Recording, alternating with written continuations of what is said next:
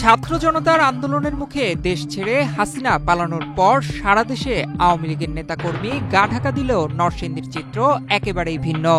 শুধু তাই নয়, অবিশ্বাস্য বটে। বাস্তবতা হলো জেলার আলোকবালিতে আওয়ামী লীগ সভাপতি আসাদ বাহিনী ও একই দলের চেয়ারম্যান দেলোয়ার হোসেন দীপু বাহিনীর তাণ্ডব এখনো কমেনি। গত কয়েকদিনে আসাদ ও দীপু বাহিনীর হাতে বিএনপির 2 জন সহ 3 জন প্রকাশ্যে খুন হয়েছেন, অথচ হত্যাকাণ্ডের মূল হোতাদের কাউকে গ্রেপ্তার করতে পারেনি পুলিশ।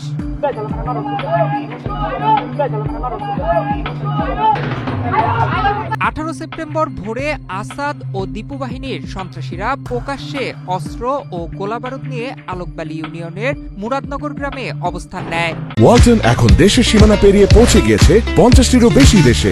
ওয়ালটন, ঘরে ঘরে বিশ্বজুড়ে। তারা গ্রামবাসী ও বিএনপির নেতাকর্মীর ওপর এলোপাথারি গুলিবর্ষণ করে। এ ঘটনায় ইদন মিয়া নামে এক বিএনপি কর্মীকে প্রকাশ্যে গুলি করে হত্যা করা হয়। পরদিন ফেরদৌসী নামে এক নারীকে গুলি করে হত্যা করে। এর রেশ কাটতে না কাটতে 10 দিনের মাথায় ইউনিয়ন যুবদলের যুগ্ম আহ্বায়ক সাদেক মিয়াকে স্থানীয় বাজারে প্রকাশ্যে গুলি করে হত্যা করে আওয়ামী সন্ত্রাসী আসাদ ও দীপু সমর্থকরা। এরপরই আলোকবালি, মুরাদনগর, বাখননগর ও 22 কালীপুর গ্রামে কার্যক্রম নিষিদ্ধ আওয়ামী লীগ সভাপতি আসাদ ও আওয়ামী চেয়ারম্যান দীপু সন্ত্রাসীরা একচ্ছত্র অবস্থান নেয়। দুশোর অ্যাডভোকেট আসাদুল্লাহ আওয়ামী লীগ ইউনিয়ন সভাপতি এবং দীপু চেয়ারম্যানের নেতৃত্বে যারা দীর্ঘ 17 বছর অন্যায় অত্যাচার করছে, তারা দেশ ছেড়ে পালিয়ে যায় তাদের অপকর্মের কারণে। তারপর তারা দীর্ঘ 1.5 বছর শক্তি সঞ্চয় করে এবং তারা যে 17 বছর কালো টাকা ইনকাম করছে, ওই কালো টাকার বেশি শক্তি দেখায়া ভাড়াটিয়া সন্ত্রাসীদেরকে নিয়ে 18 সেপ্টেম্বর মুরাদনগর বাখননগর গ্রামে ভোরবেলা অতর্কিত হামলা করে বিএনপি নেতা কর্মীদের উপর। ওই হামলা শিকার হয়ে আমার বাবা ইদন মিয়া মারা যায়। তো কোনো ভাষা পাই না, আমাদের কাছে কোনো বলার কোনো ভাষা নেই। আমরা বিএনপি করি, বিগত 17 বছর যাবত আমরা জেল জুলুমের অত্যাচার সহ্য করে রয়েছি। এবং তো বর্তমানে আমরা বিএনপি করি এই বলে আমরা আজকে 1 মাসের উপরে 150 পরিবারের উপরে 150-200 পরিবার প্রায় গ্রাম ছাড়া, শুধু গ্রাম ছাড়া না, ডিস্ট্রিক্ট ছাড়া।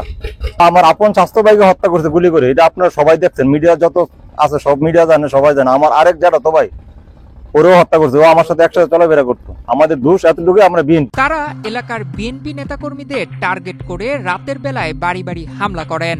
এতে ভয়ে ও আতঙ্কে ওই গ্রামের প্রায় 3 শতাধিক বিএনপি নেতাকর্মী এখন গ্রাম ছাড়া। বিএনপি নেতাকর্মীরা গ্রামে প্রবেশ করতে চাইলেই তাদের হামলার শিকার হতে হচ্ছে। বিএনপির আমাদের 200 থেকে 300 লোক, এরকম লোক এখনো বাড়ির বাইরে আছে। মানে আমরা গ্রামে যাইতে পারি না এখনো, এবং প্রশাসন থেকে আমরা কোনোই সহায়তা পাইতেছি না। আমার ভাই যখন নাকি মারা গেছে, হসপিটাল থেকে দেশে নিয়ে যাব দাফন করার জন্য, প্রশাসনের কাছে আমরা চাইছি যে আমরা সবাই যাব দাফন করতে। প্রশাসন বলছে আমরা এই দায়ভার নিতে পারবো না, গেলে হয়তো আপনারা যে এই ফ্যামিলির 4-5 জন লোক আছেন ওই লোকগুলো নিয়ে দাফন করতে হইবে। প্রশাসন এতটুকভাবে আমরা সহায়তা করে নাই, কারণ আমরা বিএনপি করি। আমরা এলাকার মধ্যে যাইতে পারি না, আমরা গ্রামের মধ্যে গেলে আমরা দাওয়া করে আমরা গ্রামের 200-300 লোক বাগরা আছি। আমরা বিএনপি দল করি যে এটি আমরা অপরাধ, বিএনপি করি আমরা, এই কারণে আমরা দেশে বাগাই লাগছে। আওয়ামী লীগের লোক এখন দেশের মধ্যে রাজনীতি করতেছে। মুরাদনগর, বাখননগর, বকশালীপুর 3 গ্রামের প্রায় 300 বিএনপির কর্মী, তারা এখনো এলাকা ছাড়া।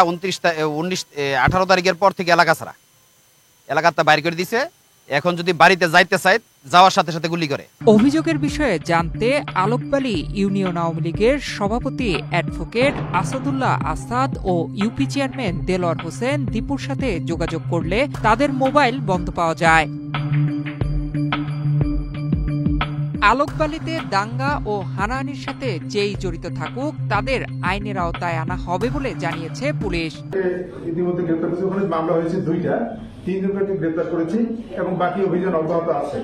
তো আমরা বেশিরভাগ ঘটনায় কিন্তু আসামি ধরতে সক্ষম হয়েছি। আমরা চেষ্টা করছি যে সবাই মিলে, আমরা যদি সহযোগিতা করেন, সবাই মিলে আইন শৃঙ্খলাটাকে একেবারে স্বাভাবিক পর্যায়ে রাখতে, জনমনে একটা স্বস্তি দিতে যে না এটা কোনো মানে একেবারে আইন শৃঙ্খলা কন্ট্রোলের বাইরে চলে যাচ্ছে, এইরকম যাতে পরিস্থিতি না হয় সেই জন্য আপনাদের সহযোগিতা একান্ত কাম্য আমাদের। গ্রামবাসী বলছেন মূলত মেঘনা নদী থেকে অবৈধ বালু উত্তোলনের জন্যই আসাদ ও দীপু বাহিনী সন্ত্রাসী তৎপরতা চালিয়ে যাচ্ছে। তারা গত 17 বছর নদী থেকে অবৈধভাবে বালু উত্তোলন করে শত শত কোটি টাকা কামিয়েছেন।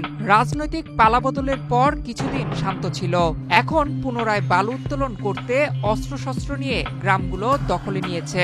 এর জের ধরেই চলছে খুনোখুনি। নয়ন বিশ্বাস, বাংলাদেশ প্রতিদিন।